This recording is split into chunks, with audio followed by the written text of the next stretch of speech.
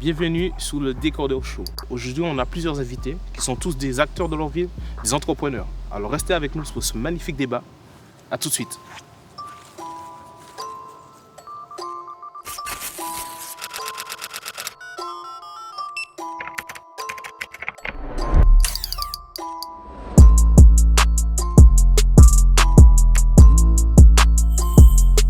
Les gars, bienvenue dans le Décodeur Show. Présentez-vous. Merci. Et on va commencer par toi. Moi, c'est Brahim Silla, habitant de Neuilly-sur-Marne, plus précisément originaire des quartiers des Fauvettes. Et je suis aussi entrepreneur et fondateur de la marque Training War qui vise à valoriser les charbonneurs de banlieue. Bonjour, Bonjour. merci de m'accueillir. Je m'appelle Mahamoudou Assoumani. Je suis on va dire acteur de l'ombre dans la ville.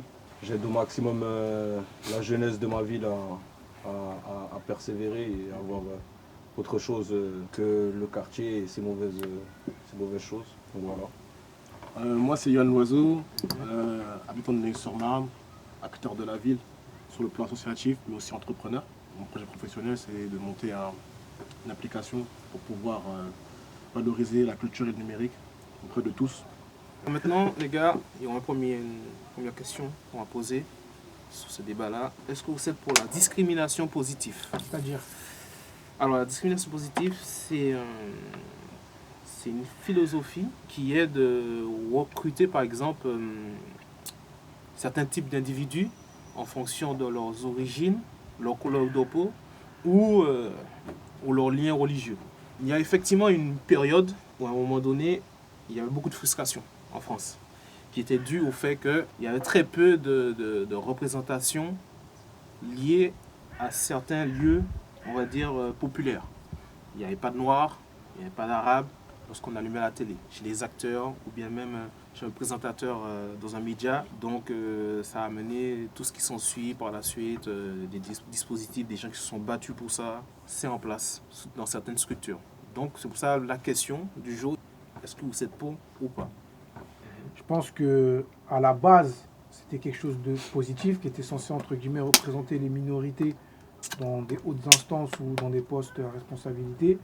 Mais de ce que je vois actuellement, c'est que ça, c'est récupéré pour faire du social watching. C'est qu'en fait, c'est que l'attention de certaines personnes qui utilisent ce genre de procédé n'est pas sincère. Qui font ça pour être acceptés auprès de certaines élites et pour dire que regardez, nous aussi, on prend des gens minoritaires et voilà, on discrimine personne. Mais en vrai des vrais, si ces personnes-là n'avaient pas été confrontées à ce mouvement-là, bah forcément, ils ne l'auront pas fait. Si c'est pour, entre guillemets, dire que oui, nous, en fait, on les prend parce que en fait, ça fait beau sur le calendrier, sur le papier, sur l'éthique, entre guillemets, de la boîte, non. Parce que ça renforce pour moi plus la discrimination. Les conséquences de tout ça, c'est que ça va renforcer des clichés, en fait. C'est histoire de dire que, regardez, vous êtes sauvés parce que vous êtes les élus et le reste, en fait, ils ne sont pas concernés. En tout cas, moi, c'est comme ça que je le vois. Moi, je suis pour l'empowerment, c'est-à-dire créer nos médias à nous, comme toi tu fais, nos entreprises, nos industries, justement, pour ne plus être confronté à ce genre de choses, que quand un entrepreneur ou un acteur associatif entame quelque chose, il le fait de façon positive et sincère et surtout authentique. Juste le mot de discrimination, déjà, moi, ça me dérange. Moi, à ce sujet, mon historique qui vient des États-Unis, avec les facultés. On prend les meilleurs des quartiers, des banlieues, et on les met à la faculté pour avoir une bourse.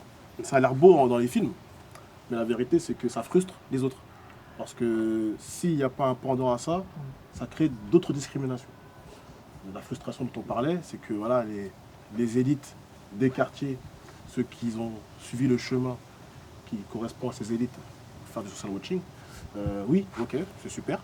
Et pour le reste, en fait, ça ne change pas les choses. Il suffit d'aller à quelques pas d'ici, de regarder autour de soi, de marcher un peu dans la rue, le week-end ou la semaine, et de voir qu'il y a quand même des gens qui ont du potentiel, qui ont des qualités, des compétences, et qui ne sont toujours pas en fait regardés de la bonne façon. Ça devient quelque chose de non méritocratique. Et en fait, les gens qui sont dans ces milieux, ils ne demandent pas à être assistés malgré ce qu'on croit. Ils veulent avoir accès. La vraie vérité, pour moi en tout cas, c'est le droit d'avoir le choix. Je suis assez d'accord avec vous, mais aujourd'hui, par rapport à la discrimination positive, il y en a qui y trouvent leur compte comme il y en a qui ne trouvent pas leur compte. On est d'accord ou pas? C'est ça. Il y a quelqu'un, par exemple, qui a les compétences pour faire un travail qui n'est pas donné à tout le monde, et juste par rapport à sa couleur de peau, qui est intégré dans ce poste-là. Dans un sens, c'est méritoire, mais dans l'autre, j'ai envie de vous dire, c'est néfaste parce qu'il a été pris par rapport à sa couleur de peau et non pas par rapport à ses compétences. Là, je suis d'accord avec vous. Mais s'il n'y aurait pas eu la discrimination positive, est-ce qu'il aurait eu ce poste? C'est la question qu'il faut se poser aussi. Si on comprend bien ton petit propos, c'est-à-dire que la discrimination positive a quand même amené des choses bien chez certaines personnes qui, sans cette façon de voir, cette philosophie, est-ce qu'il aurait pu accéder à ce poste? Après, moi, c'est plus dans le sens, excuse-moi de te couper, hein, c'est que, comme on l'a mentionné avec Johan au début, au départ, l'intention est bonne. C'est vrai, c'est parce que ça permet, entre guillemets, d'accéder à des postes à responsabilité ou même des voies d'insertion, tout simplement. Mais après, c'est ce que ça en devient, moi, qui me dérange. Bien sûr. C'est ça que moi qui me dérange, Bien sûr. c'est qu'on est exclu dès le départ. Les banlieues ont été faits pour qu'on soit exclu. Banlieue, ça veut dire déjà mis au banc, écarté de la société. Là, aujourd'hui, on voit des gens de banlieue ou même des femmes ou des handicapés s'émanciper dans la société. Bien sûr. Et eux démocratisent des codes, créent des industries, créent de l'emploi. Aujourd'hui, on a la possibilité d'aller dans des endroits qui sont faits par nous, pour nous. Et aujourd'hui, il faut savoir qu'il y a plein de choses qui sont faites pour être récupérées à des fins politiques et à des fins commerciales. C'est juste ça, moi, que je voulais dire. Moi, pour rebondir sur ta fin, justement, tu dis de fin commerciale, je pensais à quelque chose. Quand on a une entreprise et qu'on recrute un élément qui est issu du QPV, donc le QPV, c'est le quartier prioritaire de ville. C'est là où vous allez trouver les personnes les plus pauvres dans une ville. L'entrepreneur, il a une prime de 2500 euros, entre 2000 et 2500 euros, on va dire de bêtises. Vous pouvez vérifier de toute façon à Google. C'est quelque chose de poussé. C'est un processus. C'est un processus. Si je prends quelqu'un du quartier, je gagne plus d'argent. Et c'est ça qui fait que les gens sont poussés à nous recruter. Et je me mets dedans parce que je viens de la banlieue. Moi, aujourd'hui, mon slogan, c'est « Connect your skills », connectez vos compétences. Moi, je suis un terrien. Je ne regarde pas les gens différemment en fonction de là où ils viennent. Je n'ai pas connu ça, en fait, parce que nous, on a grandi dans un milieu où, là, on est 4, on a 4 origines différentes. C'est des choses qui nous nourrissent culturellement, intellectuellement. Et eux, ils ne s'en servent pas. Ils voient ça comme une problématique. Ils voient ça comme des barrières. Voilà. Alors que sur le plan de l'histoire, l'hypocrisie se trouve où? Les reines de France. Vous croyez qu'elles venaient de France? Espagne, Autriche. Vous croyez qu'elles faisaient quoi? Elles venaient avec leur attirail. Elles venaient avec leur musique. Elles venaient avec leur habit, leur façon de voir, leur façon de parler. Donc la France elle-même est composée d'acculturation. Et nous aujourd'hui, nous aujourd'hui qui sommes issus de ça, de cette philosophie-là, qu'on respecte, parce qu'au final on est français, mais on nous met à côté quand même. Moi ça me dérange en fait. C'est ça en fait, c'est que le processus il n'est pas fini.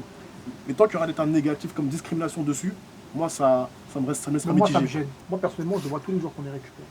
On est récupéré, on est exploité, on est utilisé, tu vois, on est placé. Moi il y a des sociologues qui écrivent tous les jours sur des thématiques comme ça, des gens comme Possiello, Pierre Bourdieu, je vous conseille de les lire déjà, qui eux sont très à cheval sur la question. Par exemple, il a dit un truc tout bête, les QPV, il n'y a pas que les gens des quartiers qui souffrent, il y a aussi les zones rurales. D'accord? Il y a des gens qui vivent dans des camps, qui vivent dans des squats, qui ne sont pas forcément dans une cité. Tu peux très bien habiter, par exemple, je sais pas moi, dans zone rurale ou au centre-ville, et tu as plus de problématiques qu'un mec de quartier. C'est pour ça que... Mais tu ne feras pas partie des trucs, parce que ton adresse est située au centre-ville. Donc tu n'es pas destiné à bénéficier de ça. Mais ça, c'est de la récupération. La discrimination aussi, ça aussi. Hein. Aussi, c'est un tout. C'est un tout. La discrimination. Et c'est réel. C'est réel. J'entends vos arguments et effectivement, c'est très louable. Toutefois, je pense que les personnes qui sont dans cette philosophie-là essaient à tout prix de répondre à une problématique sur l'instant T. Forcément, il faut faire quelque chose, dans tous les cas. Ceux qui étaient, nos anciens qui étaient là sur place, peut-être n'ont pas accédé à certaines choses qu'ils auront envie de faire. Ce n'est pas des lois ou des comportements à mettre, c'est une mentalité générale a changé. Il y a aussi du positif parce que ça a permis quand même Voilà, à c'est pas ça. mal de gens de se D'accéder. libérer. Moi, je dis juste Et que ça me gêne. d'accéder à certaines choses Ça, c'est vrai. Un exemple tout qui bête. n'auraient pas pu Voilà. accéder. Donc au final, est-ce qu'on peut tu dire vois. on est contre ou on est mitigé? Moi, Mitigé. ça me gêne. Moi, je dirais le mot, ça me gêne. Moi, je suis contre tout simplement. Pourquoi? Parce qu'il ne devrait pas y en avoir. Je suis Tout d'accord. simplement. Il ne devrait absolument pas y en avoir de la discrimination positive ou négative. Il ne devrait pas en avoir. Ça existe. Mais ça existe. Donc faut faire avec. Et si j'ai un choix à faire, je suis contre. C'est ça. Comme ça, au Tout moins, simplement. Parce qu'après, il y a quand même des choses positives qu'il ne faut pas quand même négliger. Tu vois, ça permet quand même des gens d'avoir des opportunités. Ou même des gens, ça dépend des plans de chacun. Il y a des gens sûr, qui bien passent sûr. par là aussi pour pouvoir arriver à leur fin aussi. c'est Donc, vrai. tu vois, donc je dirais en fait plus dans le compte pour la récupération. Et si ça permet aux gens de s'élever, en vrai. je suis dans la même chose.